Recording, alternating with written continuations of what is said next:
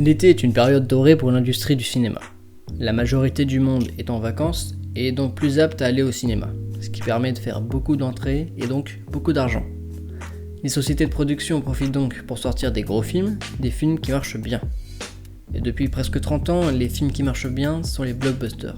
Mais ça commence à faire un petit moment qu'on n'a pas eu de vrais blockbusters de l'été, de gros films bien concrets. Les années précédentes, on a eu Mission Impossible Fallout en 2018, Dunkerque en 2017 ou Independence Day 2 en 2016. Gros blockbusters, certes, mais ne sortant pas du lot. Mais cette année, on a de sérieux prétendants au trône. Alors, quel film deviendra le blockbuster de l'été ?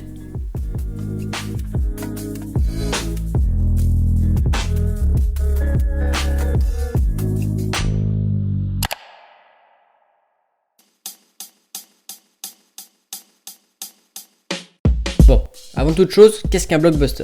Un blockbuster est un film ou une série à gros budget destiné à amasser un maximum d'argent. C'est la définition de base d'un blockbuster. Maintenant, rentrons dans le vif du sujet. Voici la liste des candidats. Vous verrez qu'il y a quelques exceptions, comme Stranger Things ou La Casa de Papel, qui sont des séries. Mais je les ai mis car il me fallait 16 candidats, et aussi parce que l'industrie de la série d'aujourd'hui égale, voire dépasse celle du cinéma. Mais ça, on en reparlera dans une prochaine vidéo. Il y a aussi des films qui sont pas vraiment des blockbusters, comme Once Upon a Time in Hollywood, ou d'autres qui font pas du tout de poids, comme Playmobil. Mais bon, il fallait 16 candidats. On va procéder sous forme de tournoi, qui commencera par des huitièmes de finale jusqu'à la finale. Je tiens aussi à dire que chaque duel des huitièmes est aléatoire, déterminera le vainqueur de chaque duel selon ses qualités et ses défauts. C'est parti. On commence avec un premier film français, d'un réalisateur que vous connaissez tous, j'ai nommé Luc Besson, avec son film Anna, qui tombe dès les huitièmes de finale face à un autre géant du cinéma, Quentin Tarantino, et son film Once Upon a Time in Hollywood. Alors, j'ai vu aucun des deux films, tout simplement parce qu'il y en a un qui m'intéresse pas vraiment, et l'autre qui est pas encore sorti. Mais bon, on va quand même pouvoir départager le vainqueur. Faut savoir que malgré sa renommée en France, Luc Besson n'est pas si grand que ça aux USA, alors qu'en contrepartie, on a une star interplanétaire. De plus, ça fait 4 ans que Tarantino n'a pas fait de film, son prochain étant donc attendu au tournant, alors que Besson a déjà sorti récemment Valérian, succès français mais échec mondial. Once Upon a Time in Hollywood passe donc en quart. On a ensuite un duel 100% mutant avec X-Men Dark Phoenix contre les Nouveaux Mutants. On peut facilement prédire le vainqueur de ce duel, X-Men Dark Phoenix, qui malgré un départ très compliqué reste un film X-Men concluant la série que beaucoup de gens attendaient, et aussi grâce à l'incertitude de la date de sortie des Nouveaux Mutants, qui est sans cesse repoussé, aussi à cause des galères qu'il y a eu sur le tournage, et ainsi que la très mauvaise communication. X-Men Dark Phoenix rejoint donc Once Upon a Time in Hollywood en quart de finale. Ça fait du bien.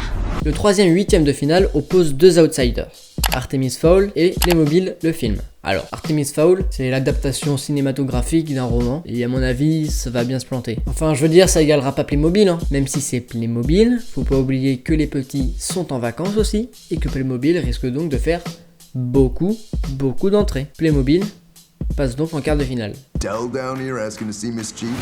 No, not Adele, that would be awesome. On a ensuite deux vrais blockbusters, Godzilla 2 versus Stranger Things 3. Bon, je vais pas m'attarder sur Stranger Things, j'y ai consacré toute une vidéo, mais la saison 3 a battu les records de Netflix, avec 40 millions de visionnages dès le premier jour sur 150 millions d'utilisateurs. Côté de Godzilla, le film a fait un nombre d'entrées monstre, mais qui est proportionnel à ce qu'a fait Stranger Things sur Netflix, la plateforme de streaming n'étant pas aussi ouverte à tous qu'un cinéma. Le duel va donc se jouer sur la qualité de l'œuvre, et Stranger Things gagne largement. Pour savoir pourquoi, je vous renvoie à ma vidéo sur le sujet, mais à côté, Godzilla c'est juste du combat de monstres. Stranger Things rejoint Playmobil en quart.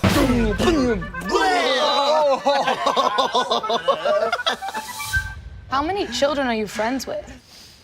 On a déjà une future première demi-finale qui se dessine, avec ces deux quarts de finale. Le premier oppose Once Upon a Time in Hollywood face à X-Men Dark Phoenix. Comme vous vous y attendez, Quentin Tarantino est bien trop fort pour le fragile X-Men. Once Upon a Time in Hollywood passe en demi. Du côté de notre autre quart... On m'informe dans mon oreillette que Stranger Things vient de totalement foudroyer Playmobil, qui fait évidemment pas le poids face à la série phare de Netflix. On se retrouve donc en demi-finale. En temps normal, il aurait été très difficile de départager un film de Tarantino et une excellente série de Netflix. Mais ici, c'est le tournoi du blockbuster de l'été, pas celui du meilleur film. Et Stranger Things est le blockbuster par excellence. Tarantino passe à la trappe et Stranger Things 3 rejoint la finale. Pleasure, Mr. Schwartz. Mais qui stoppera Stranger Things? Si la série a battu un film de Quentin Tarantino, qui pourra l'arrêter? Il y a bien un candidat. Pour le connaître, il faut retourner au 8e de finale.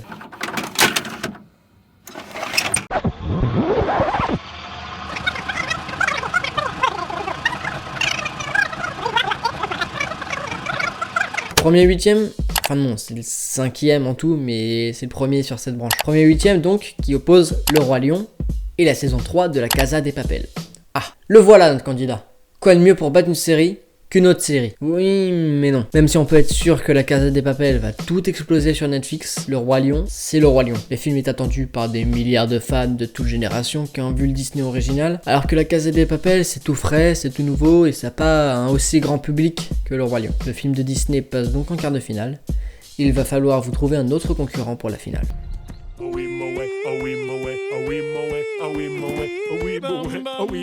En attendant, on poursuit avec le deuxième 8e. Men in Black International contre Hobbs & Shaw. D'un côté, on a un Men in Black qui a très peu marché, qui a reçu d'assez mauvaises critiques. Et de l'autre, on a un film qui fait partie d'une des sagas les plus rentables de l'histoire. Le duel est très serré, mais quand on voit les chiffres du précédent Fast and Furious, on peut penser que Hobbs & Shaw marchera très bien et dépassera Men in Black. Hobbs & Shaw passe en quart de finale. Troisième 8e de finale. Dora l'exploratrice contre Toy Story 4. Le voilà, le concurrent direct de Stranger Things. Rien de mieux qu'un bon Pixar. Et vous avez sûrement raison, car le flop est promis à Dora, qui n'a pas de fanbase concrète, dont la communication est assez mauvaise et dont le film sent purement le produit nostalgique visant à gagner du fric. Et puis Toy Story 4 est génial. Numéro 1 au box-office mondial pendant les 5 jours qui ont suivi sa sortie, et dont la critique a été très positive. Toy Story 4 se qualifie donc pour l'écart. You're Bonnie's toy. You are going to help create happy memories that will last for the rest of her life. Huh? Ouais. Et enfin, le dernier 8e, on a Orange is the New Black saison finale face à Spider-Man Far From Home. Alors là, c'est un peu le même cas que pour La Casa des Papel. La dernière saison de la série va extrêmement bien marcher sur Netflix, mais Spider-Man a beaucoup plus d'ampleur, étant l'épisode final de la phase 4 du Marvel Cinematic Universe. Il est aussi toujours premier au box-office mondial quand j'écris Céline, c'est-à-dire le 15 juillet, depuis sa sortie, le 3 juillet. Spider-Man passe en quart de finale et rencontre Toy Story 4. Le duel est très serré, mais je pense que Toy Story rentre plus dans les codes du blockbuster de l'été. Spider-Man aurait été parfait s'il ne faisait pas partie de tous les blockbusters que Marvel sort tous les 3 mois. Toy Story 4 se qualifie en demi et s'envole peut-être vers la finale. Notre autre quart de finale oppose Le Roi Lion et Hobbs & Shaw. Le Roi Lion passe évidemment en demi-finale, l'engouement qu'il y a autour de lui étant trop fort pour Hobbs & Shaw. Nous voici en demi-finale. Le Roi Lion face à Toy Story 4. Bon, je pense que Toy Story 4 mérite sa place. Le Roi Lion, une griffure puissante, abat Toy Story 4 et vos espoirs de voir Stranger Things perdre en même temps. Nous voici donc en finale. D'un côté, le terrifiant Stranger Things 3 et de l'autre, le majestueux Roi Lion. Avant de dévoiler le vainqueur, j'aimerais vous dire quelque chose à vous. Vous qui pleurez la défaite de Toy Story 4. Rien n'est perdu.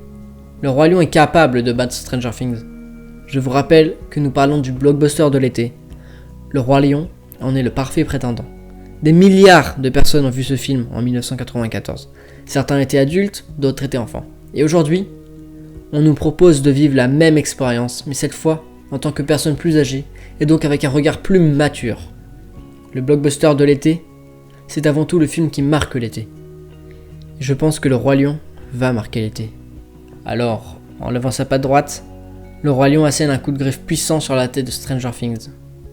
Malgré sa très bonne prestation, la série est au sol, et le Roi Lion s'assoit sur le trône du blockbuster de l'été, prouvant au monde qu'il est né pour être roi.